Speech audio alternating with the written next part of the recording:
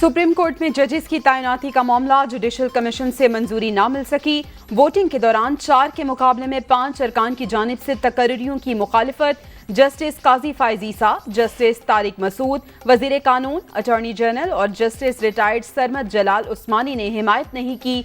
इजलास खत्म।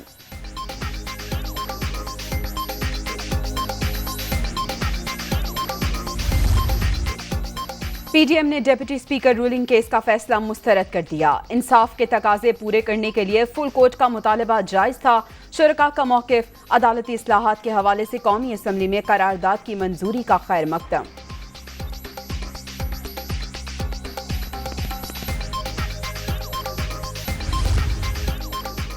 और army chief general Qamar Javed Bajwa से पोलैंड के सफीर की मुलाकात, बाहमी दिलचस्पी के अमूर और दो तरफा ताउन के फरोग पर तबादला ख्याल।